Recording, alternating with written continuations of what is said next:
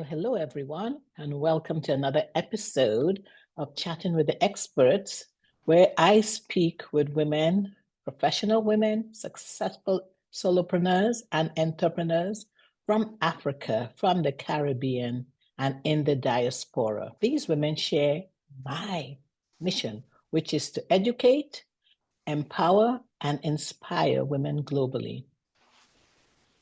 Today, we are going to be talking about overcoming denial, one of the biggest hurdles for victims of domestic violence.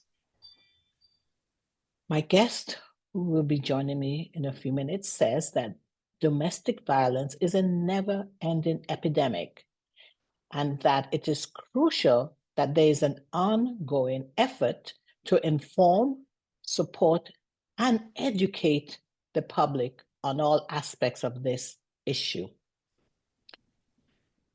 Uplifting and inspiring others is one of her life's goals, but writing is her passion, and she translates that passion into life stories. My guest says that she writes books, does presentations and public speaking to educate, to enlighten, and empower others suffering from broken spirits.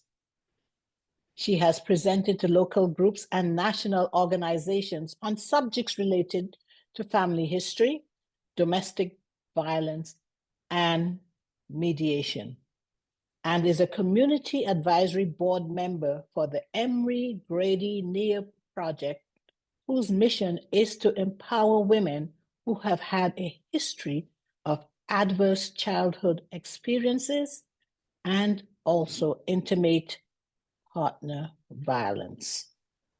And with that, I want to welcome to the show Pauline Mansfield. Thank you very much. I'm honored to be here, Paula.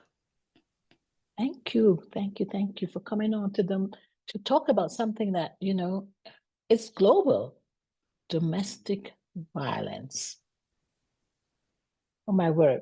So I know off camera, we talked about how many times domestic violence victims do not recognize signs of abuse. What do you mean by that? Denial. It's such a huge word that we don't really think about. I want to share a short story, I'll keep it short, about how I found out how much in denial I was. I had lived with a man who was very controlling, with growing abuse through the years. And I just thought I could fix it. I gave every excuse that everybody else has given who finds themselves in this situation. And I just took it day by day by day. I was an employee advocate at a hospital, and my job was to help employees be better employees, no matter what it involved. And many times employees brought their issues into the hospital, into the workplace. You couldn't park it in the parking lot and go to work. Mm-hmm. You brought it right on in. And I saw some very horrible things related to domestic violence. And somehow I separated that from what I was dealing with totally. Mm-hmm. They sent me to a training to improve my resource skills, to refer people to places if they had to go to a shelter, if they had to leave the job for a short time, how to go on leave, et cetera, et cetera. As I was sitting in that seminar, taking notes, wonderful to learn something new.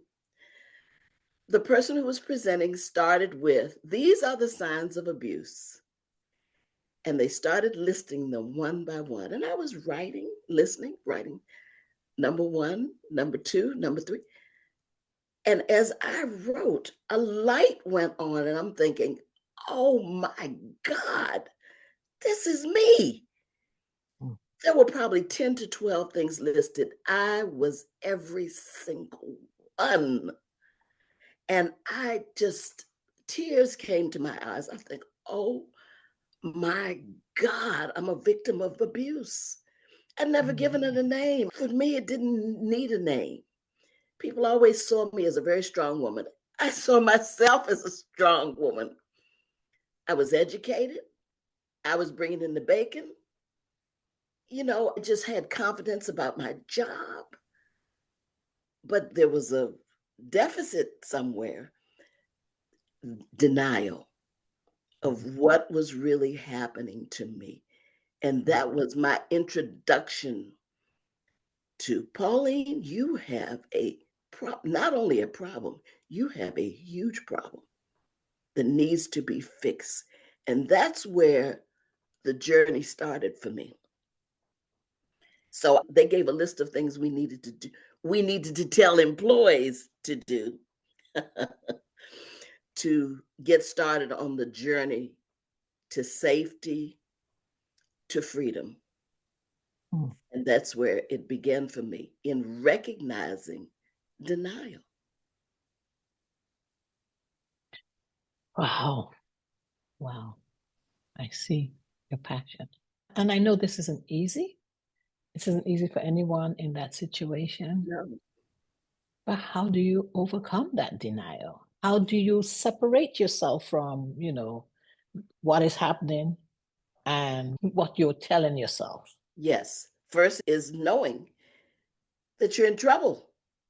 Mm. And once you recognize that, the second thing I learned in that seminar, you have to have a plan. Mm. And the plan may be a short term plan or it may be a long term plan. Everybody's situation is different. I was a working woman, I had a car, I had money in the bank. So I was in much better position than someone who depends solely on their mate for bread. My children were pretty much grown, Mm. and many people have babies, they have pets, they have no car, they have no family. So it depends on the situation. What situation are you in? And some are far worse than mine. But I had a very difficult time getting out. It was like busting out of prison. Mm. And yet, you said you had all these things, but it was difficult. Tell us about that. Why was it difficult? What made it difficult? So, It was, because I know that's, sorry, go ahead. I don't want to no, that's all right. interrupt. It was difficult because I had given over my control to somebody else. Mm. And anyone who does that loses themselves totally. Mhm. And for some reason, I allowed that. I'm still as here all of decades later, I'm still asking myself, who was that person who allowed that? I don't even know. She's dead now. She's gone. He's gone. But you have to decide how much you love yourself, Paula. I think it boils down to that. Do Mm. you love yourself enough to bring your own joy? I was letting someone else dictate every piece of my life, every single piece. And so we have to become empowered. I think that's number one. And again, how we get there is different for every single person. I mean, there have to be sisters who mentor other sisters, who have to be a listening ear for sisters to hear what they need, whether it's advice, whether it's financial support, whether it's a hideaway for a moment, whatever it is. So the journey is a difficult one. I think that's why this problem it's taking so long to go away. It seems to get worse. I mean, the statistics are horrible. So I hope I answered your question. I kind of went on a little down a rabbit hole, but that I tell you, Paula, when I start talking about it, that's what happens. I don't think you went down a rabbit hole. I mean, you lived it. And you rose above it. I did. And as you said, that person who gave away control to the other person is no longer here. So you are talking from having been there. Yes. So when you go down, what you say is going down a rabbit hole is just that you're going back down the road that you had been on That I and you're no traveled. longer. Yes. Yes. But I think we need to talk a bit more about it because there are people who are there and sometimes can't see any way out. Correct. And I was one of them. But as I said, I learned from that seminar I was sitting in that you have to have a plan. Have When a I plan. realized I had to map it out, every little detail, I had to make an extra set of keys for my car, for my house, so that if I had to make a quick getaway, I was ready. Mm. I had to tell somebody. In all those years I was suffering through, I never told a soul. I'm a pretty private person. And many people, like me, are ashamed of the mess that's going on behind closed doors. You don't want people to know that. And certainly not on your job. But when this happened to me, it happened at a very critical time. The law had just been passed under what became our President Biden. He was in the Senate at the time. A law was passed, the Domestic Violence Act, to protect women who were going through this. And all the laws had been laid out so neatly for me in a package with a bow. And all the services I needed were there. And they're still there, thank God. That provided not only counseling, it provided sheltering, it provided education, it provided all the things that people needed to make that first step. And there is a domestic violence, and I'm going to give this number a couple of times Okay. as we talk. Because I And was if you about don't to ask. mind, Not I'd at like to all. just say what it is. It's the National Domestic Violence Hotline. And it is a link to surviving, it's a link to freedom. And that number is 1-800-799 Mhm. 7233. 7233. And 1 that is, 800. yes, 1-800-799-7233. Got it. That Mhm. number connects people with someone to talk to. And sometimes, Paula, it starts with a conversation. Yes. People have to know there's a listening ear on the other side. You have to be Yeah. able to pour out your heart, to tell what Yes. your situation is. Where can I go? What can I do? Who can I turn to? Yeah. So the plan includes knowing your resources. Important. And I'm going to drop this number in the chat. So Thank you. knowing your resources. Okay, go ahead. Yes. Once you know your resources, you have to be brave enough to take that first step, whether that's picking up the telephone to call that hotline or picking up the phone to call your sister, your mother, your sister friend. People usually wait too long Yeah. to do that. I didn't tell a soul, not my mother, Mm. not my friends. Nobody knew. They knew he was a little crazy. But he was just that crazy person she's married to. But they didn't know the inner workings of what I was dealing with. Um, So and let me just ask a very quick question. I think you answered it actually. You said you felt ashamed. yes, even though I was in denial, that seems very schizophrenic. Number one, I'm saying I'm in denial, but on the other hand, I'm embarrassed by something. That's kind of crazy in itself. But you know when something is wrong. You have an inner voice that tells you whatever is wrong in your life. Mhm. You know Mhm. what it is. And secrets dangerous. And I was keeping a really bad secret. And I had Mhm. brothers. Oh, I and did. they didn't know. No one knew. Your children? Did they They see? Was lived he it. openly? So They they had lived. already. They lived it as Paula. I didn't tell Mhm. you this when we first met and started to talk. You won't believe this, and you might turn off the camera when I tell you this. I stayed for 30 years. Wow. Yeah, I did. Mm. An intelligent woman, the intelligent woman I was. But it And was, still are. thank you. And still are. It was a continuously transforming thing. 30 years is a long time. Yeah. I lived in several different places. My life changed several different times.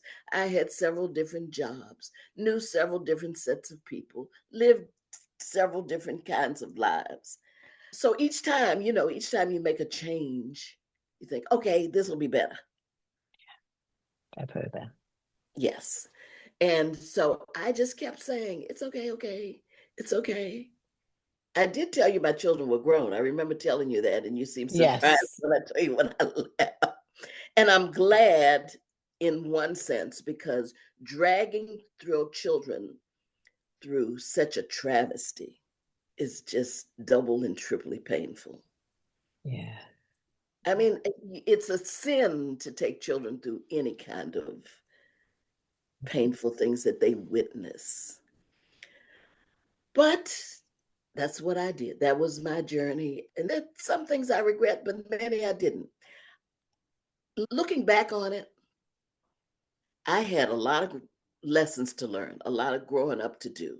I had to find out who Pauline was, Mhm. introduce myself to her, hug her, and enjoy her. I chose to do it after 50. Oh, oh, After wow. 50, Mhm. but it has given me such a beautiful life on this side. I guess I had to learn a whole lot of things in order for me to really enjoy this time in my life. Yeah. So one thing that stands out is that you got out and you learned to love Pauline. You learn to love yourself. You learn to hug yourself and know that Pauline is wonderfully and marvelously made and she has a purpose. Yes. And the other thing I learned, Paula, was Mhm. how strong I am. I never Mhm. knew. Well, I never acknowledged it. Mhm. And I was reading through the book that I read. I haven't read it myself in a long time. And I was reading some of the which things that for me at the time were outlandish, like fighting back. Mhm. You have to fight back. And I didn't know how to fight. You have to be Mhm. trained to fight. And it was people who I finally told who helped me to fight. They helped me by saying, Pauline, girl, you're a strong woman. You need to go in there and put those dukes up and get it done. Oh, You know, my mother used to say to my daughter, who was very shy as a little girl, you need to put a stick in your back and straighten up. mhm. So people taught me how to put a stick in my back and say, you know what? Not only am I smart, but I'm also strong. And so when I read parts in here, and I'm thinking, oh God, I'd forgotten that. I almost wanted to say, go, Pauline. I Mhm. mean, it was interesting looking back at it and seeing that I didn't even recognize my own strength. You know, as you said something that's crucial, is when you opened up and told people, then Yes, people began to affirm you and you yes, began to see yourself from their eyes and not from the eyes of your abusive partner who had possibly, I don't know the detail, who had probably told you all things that were not uplifting in any which way correct. that you began to believe. That's exactly right. Mm. Yes. And put downs, probably there was physical abuse, but probably the most damaging part in my life was the mental abuse, I've heard that. the Yes. emotional abuse. It can wear down the side of a mountain. It can take a person's esteem totally away. When you hear long enough that you're stupid, you're ugly, it's like Celie in The Color Purple. Mm, That was so real to me when I saw that. mm, I had a mister, and he just talked to me just like I was mm, trash. And I bought that. mhm. I can't believe that I bought that, but I did. Words are powerful. Words are powerful. Okay, so one question I have for you, though, that I hope you can share with others, and I know you cannot, I hope. How can women, because we're talking about women, know when to leave this abusive situation? I'm glad you asked me that because this was a good reading day.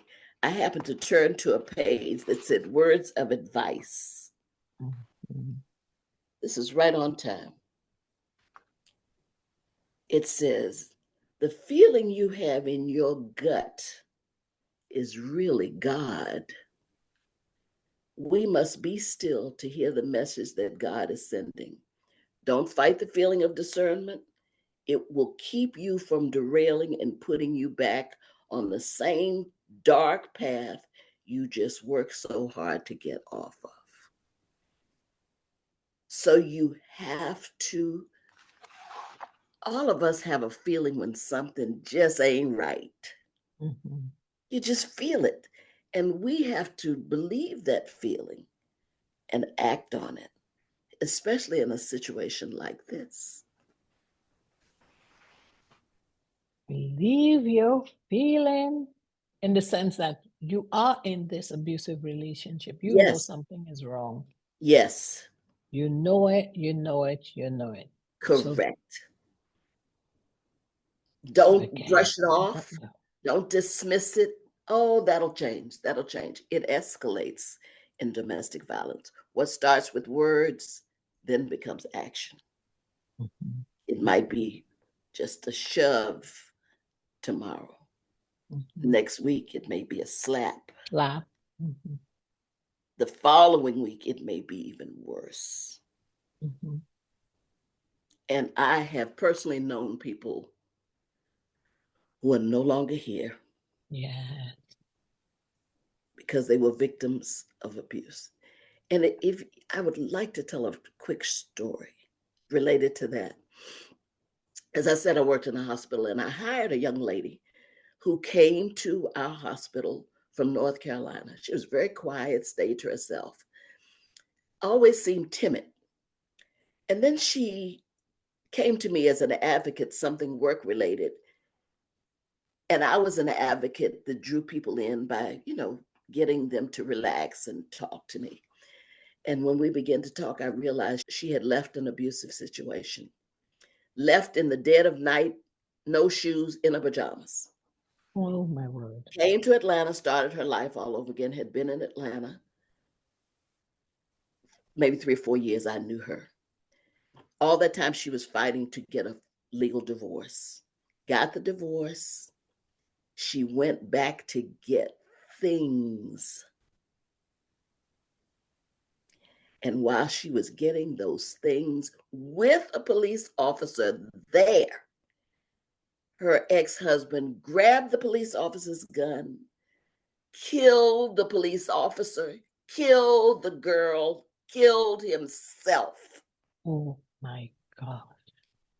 That was one of the most painful news I Oh had my ever God. received because she had gotten to be a friend. Oh my. So you have to measure how dangerous your situation is as well.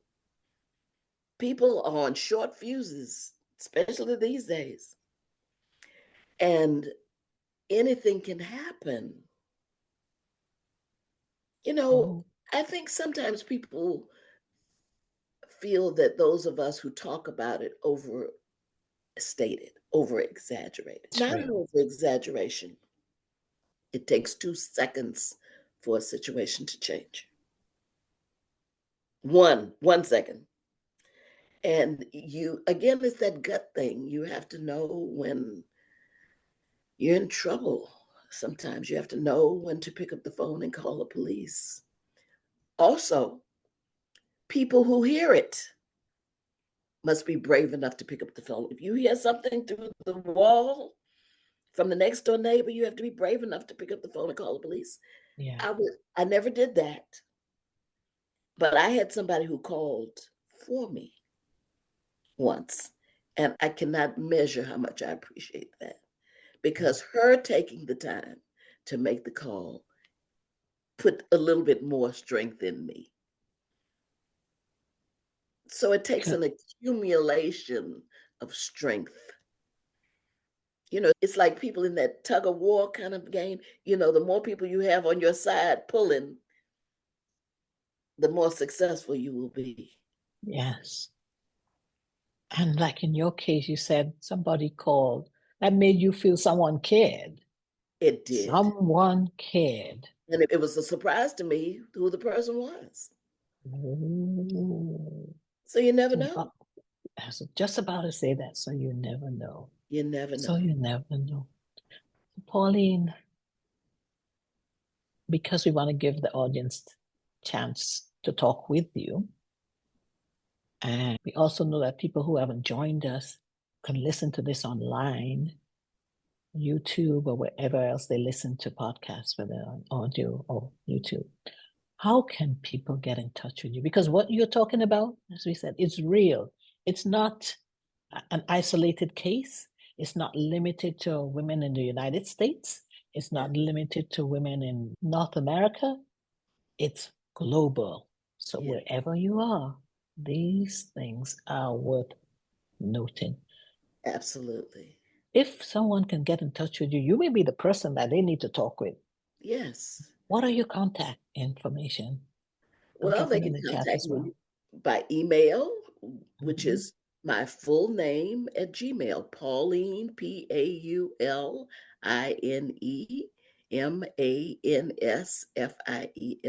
at gmail.com. That's the most direct way that people can reach me.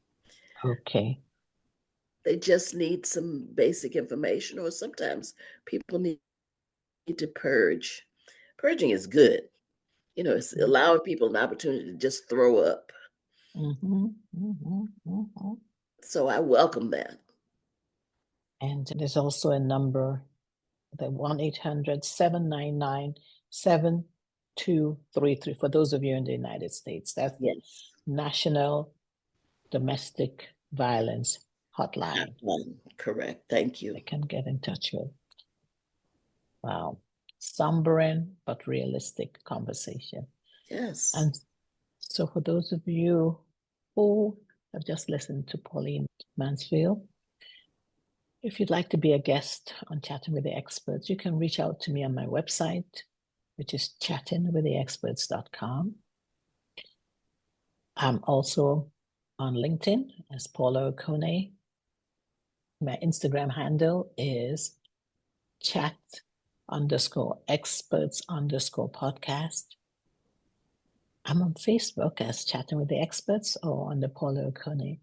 And as you heard Pauline mention about YouTube, we are on YouTube. I have a YouTube channel. You can reach out to me there because these stories or these resources or this information needs to be shared because Pauline, like all other women and the few men who join me every week, our mission is to educate, inspire, and empower women. And that's just what you did, Pauline. You Thank did you. all those three. So thank you, thank you. Well, And now thank you. you're welcome. And now we'll open up the floor to those who have joined us in the audience so they can ask you questions and even learn or get even more resources for themselves if they're in that situation or anyone else who they know that can be helped. Thank you.